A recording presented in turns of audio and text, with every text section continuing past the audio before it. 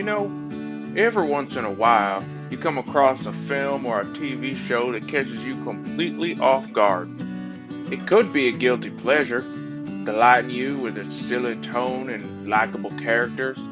It could be a well crafted masterpiece, keeping you enthralled and captivated to the very last scene. Maybe it was recommended to you by a friend or a family member.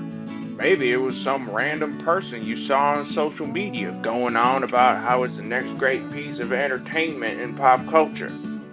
Who knows?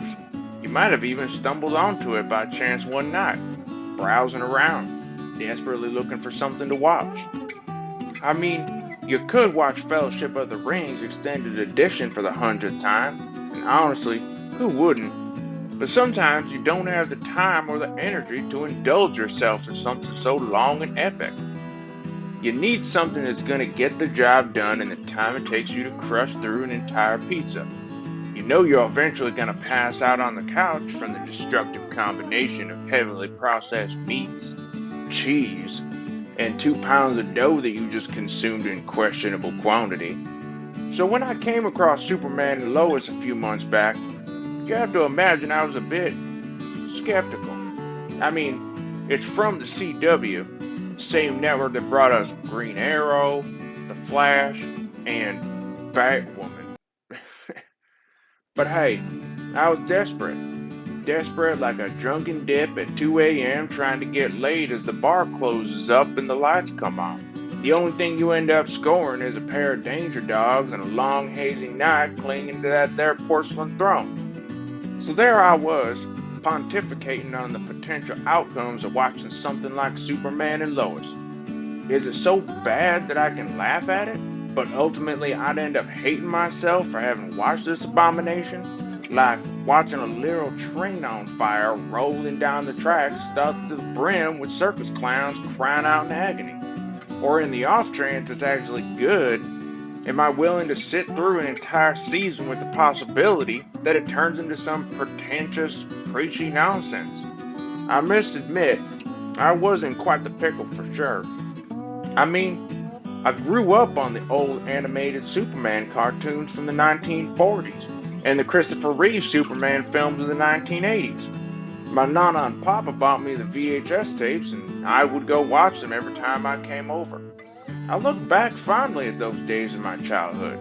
Yeah, they're a little campy and corny, but I didn't mind. Heroes were heroes, villains were villains. It was fun and lighthearted. Superman and Lois didn't look like the pessimistic, nihilistic nightmare that was Man of Steel. It looked optimistic and hopeful.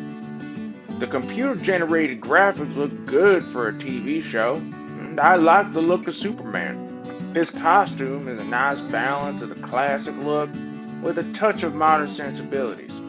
Clark Kent is now a father and a husband, but he's still donning the cape and protecting the world. Even Lois looked interesting. She's always been an intelligent journalist with integrity, but now she's a mother, having to struggle with the complexities of raising two boys and balancing that with her job at the Daily Planet. So after a lot of thinking, mulling over the pros and cons, I eventually decided, what the hell, I'll give it a shot. And you know what? It was worth every minute. Superman and Lois does something really special with its opening scene, ultimately setting the tone for the entire series. Straight away, we're presented with a wonderful montage of Clark Kent explaining his childhood, becoming Superman, falling in love with Lois, and raising his two sons. It's a beautiful and heartfelt introduction that even gave me goosebumps. It treats the character with respect and delights us with an inspirational introduction that had me invested right away. Then, with no hesitation, we fly straight into the first big hero moment. Superman is racing against the clock to stop a nuclear power plant from melting down. He dives down into the ocean and lifts up an enormous iceberg before dropping it into the cooling tank, just in time to stop the plant from overheating. The pacing of the action is tight, and the way the music swells up and down, heightening the tension, is perfect. And most importantly, you actively want to see him save the day, to help and protect people. This is the real Superman. Now, I promise I won't bore you with all the details, but it's the little details that make this show great. For the most part, each episode has its own contained story, but it also has a larger overarching plot that carries it through the season. The Kent family are just so likable in their own unique ways. Clark is a loving husband and father, but struggles with the responsibility of being Superman and a family man. Lois brings so much strength and love to the show, but a painful trauma from the past still haunts her. The two brothers are complete opposites. One is outgoing and popular, while the other is introverted and a loner. They get into fights and argue, but they generally love each other, and they have each other's backs when things are at their worst. These are generally well-written characters with depth and nuance. They have flaws to overcome. They grow and become better people. They love each other and are generally good people. You want to see them succeed. You root for them. You feel their pain and you share in their triumphs. The main supporting characters are also interesting and surprisingly deep. You have a brilliant engineer and soldier with a tragic past that stops at nothing to take his revenge on Superman. Then there's Clark's childhood best friend, desperately trying to keep her family from falling apart. You have her headstrong husband that just wants to do what's right, but he's angry and afraid of what might happen to the deteriorating community of Smallville. Finally, their daughter, who feels trapped in a world she sees no way out of, grows into someone who eventually falls in love and feels comfortable in her own skin. Even the major villain is much more complex than anticipated. He has clear goals and motivation, and the drive to enact his decades-long plan.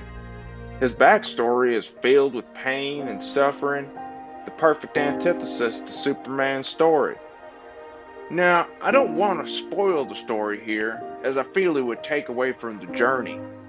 From episode to episode, I kept finding myself engaged, wrapped up in the little quiet scenes of character development, the fun bad guy of the week adventures, and the epic and overarching narrative. The plot is entertaining and fun, gripping and surprising. The only issue I had was that it seemed to stretch out too long at the end, at times feeling slow and plotting, at other times rushing forward with tremendous speed. But ultimately, Superman and Lois is a rewarding experience, and the time I spent in this world was truly worth my time and attention. After finishing Superman and Lois, I feel hopeful, nostalgic, happy. A meaningful kind of happiness, you know? When I look back at how Superman used to make me feel as a child, the wonder and joy I felt, this show took me there, and I look forward to watching it again. So, would I recommend Superman and Lois? Absolutely. It portrayed Superman as the good-hearted hero you love, treats the characters as real human beings with their own motivations and emotions, and it sticks the landing with great visuals, music, and a satisfying plot. Superman and Lois soars to great heights, and I encourage you to fly alongside it. That's all I got to say about that. Don't let the door hit you on the way out.